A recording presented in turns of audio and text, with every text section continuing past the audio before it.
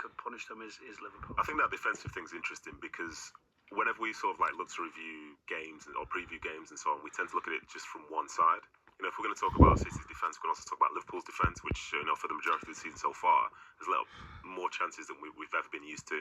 Not least of all, say for example that game against Crystal Palace, crazy seeing players just like running through the middle of them and having so many opportunities. But I think the City side of things is interesting.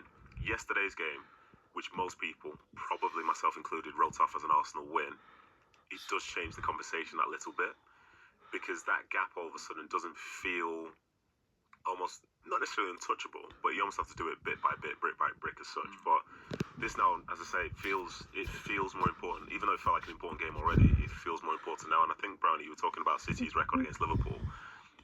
Apart from last season, it was actually a case of whichever team's at home is probably just going to get the result. And then last season, when City were in the absolute pits of hell, it felt like, and Liverpool were obviously on their way towards winning the league title, that game felt different.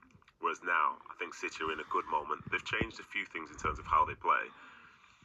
And as a consequence, I think they arrive more confident and they're more ready to suffer. And I think the way Liverpool play is always going to be tough for City because the styles can be so different. But yeah, I think playing at home in front of 50,000 people, that ultimately has to be a difference, doesn't it? So gap-wise, 8 ahead of Liverpool, 7 ahead of Manchester City, Jules. And I always think at this time of year, I can totally imagine people listening and thinking, it's not even the middle of November yet. But there is a lovely line from Pep Guardiola in his press conference, and I think it kind of legitimises the whole conversation, actually. He said, you can't win the title in November, but you can lose it. Yeah, which we also say, in January, after the Christmas period and all of that. In a way, I would have loved this game to be with both teams playing at their best. City are still very much, for the changes that we've mentioned, trying to play in a different way with a different system.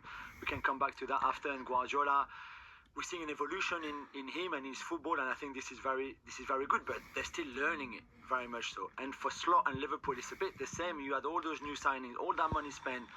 Maybe he tried to integrate those players too quickly and change too many things. Now gone back to what he knows best, which is what you usually do in crisis. So you don't have the best Liverpool because there's no Isak in it or there's no Wirtz in it. And surely at some point they would be better with them. And the City team would be better even everybody knows.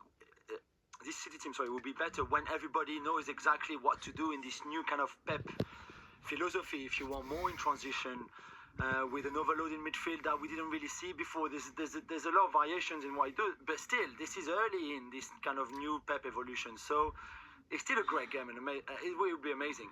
But I think in 2 or 3 months' time, this game would have been even better. I was really